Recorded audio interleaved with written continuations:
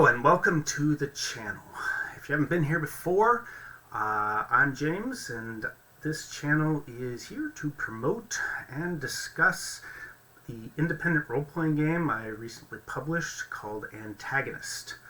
If you haven't seen any of the earlier videos, it kind of goes into a description of what the game is about, what it offers gameplay-wise, as well as a brief overview of the world itself. But this video series, and it's going to be a series because I realized it would be way too long to actually cram all into one video, this video series is going to be about the world and setting itself and what's going on or what has gone on if you decide to use the base setting. In this particular video, I'm going to be discussing the driving force behind much of the plot that's going on in the world.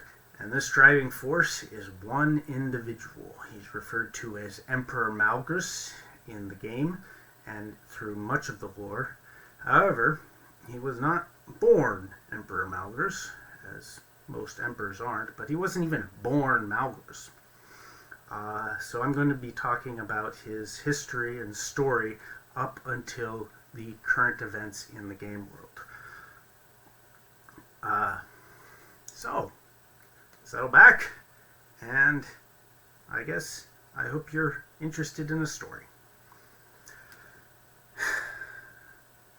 Vincente Leon, or Emperor Malgus as he's now known, was born 500 years ago in the city-state of El Corazon. And at this time in the world of Alteria, the world was kind of separated into all of these little pinpoints of city-states and civilization throughout the world.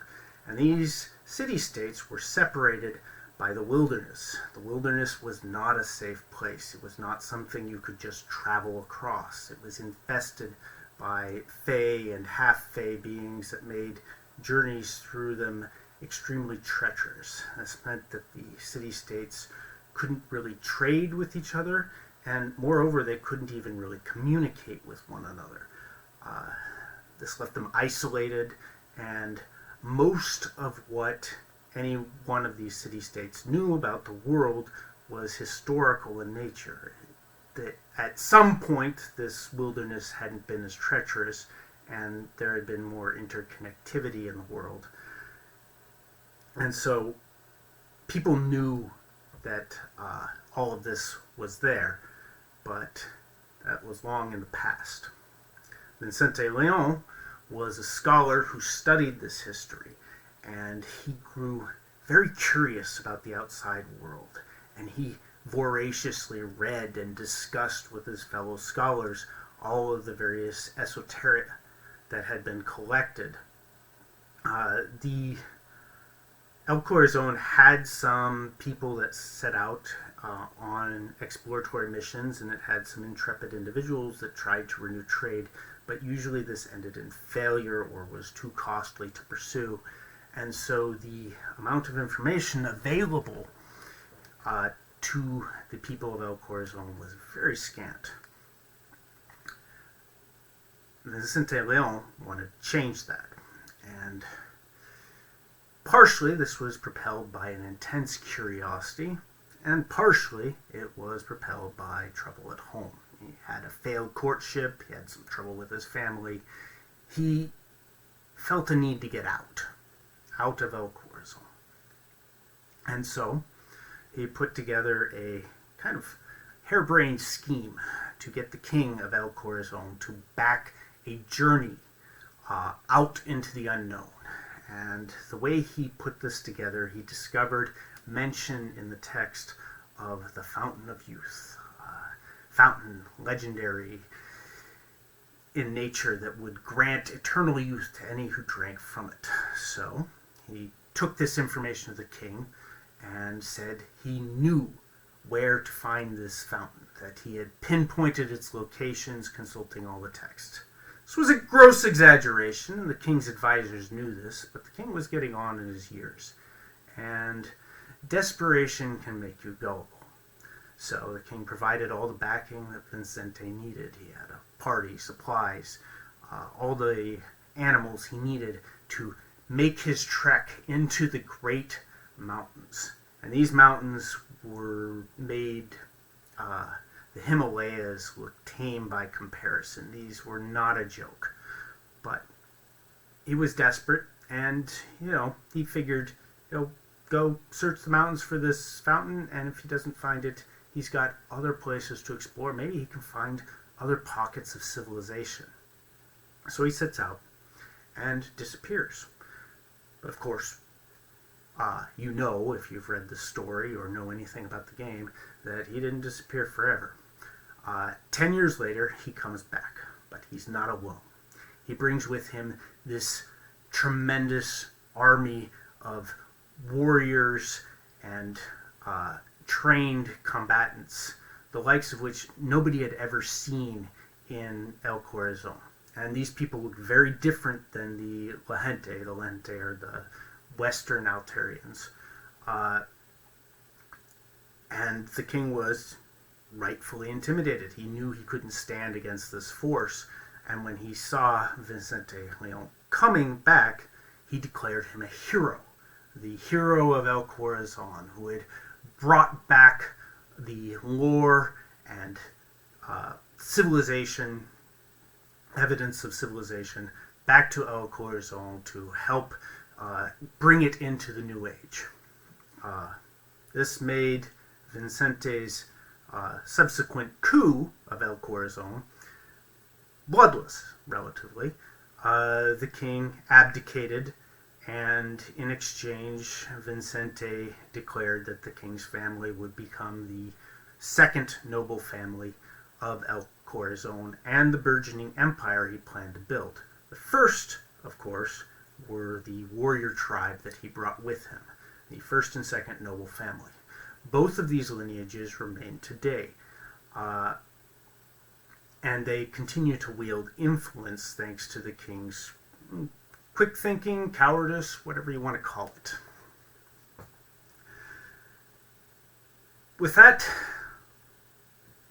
established, Vicente reimagined himself. He was no longer a scholar, he was a warrior king, and he brought on a new name. Emperor Malgras, he called himself. He used the alliance with the Eastern Altarian tribes to expand his borders and push out.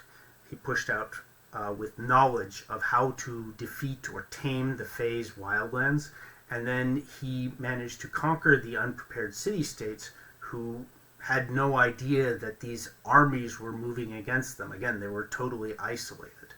And with the element of surprise, he was able to build a tremendous kingdom. Now, the problem with all of this happening so quickly is while Vicente was a scholar first and eventually a general, and quite capable as both, he was not a governor. He did not know how to govern. He did not know how to establish governmental systems. But he thought he did. And so he would make high-minded proclamations and laws that sought to establish his ideology within his burgeoning empire without real consideration to the nuts and bolts of how it was going to work. So the nuts and bolts had to be cobbled together by someone. And the merchant families managed to kind of rise by abusing the opportunities presented by this burgeoning system, that proto-system of economics and influence that was building itself up. Of course, the noble families that had already been established from other noble families that had surrendered, or the king's family from El Corazon, or the tribes that were helping him, all had their own roles to play in establishing this system, and they obviously wanted to establish it to their benefit. So there's this opportunistic merchant class trying to rise up and build a system to benefit themselves. There's the noble families trying to put together a system from the kind of nonsensical structure that was handed down to them, and trying to keep the merchants in line. This created an extreme amount of regional variation in the laws and structures of the empire, even from the get-go. as time passed on, people quickly began to realize that Emperor Malgrus was not quite right. He wasn't getting older. He wasn't dying, despite the fact that he led many of the larger battles. And he seemed to have both an unnatural knowledge and fear of the Fae. It seemed like the Fae were his actual enemy, and the city-states were just kind of there to facilitate his war against them. Of course, the nobility wanted land and power. They didn't want to pick fights with these weird, otherworldly creatures. So this created a great bit of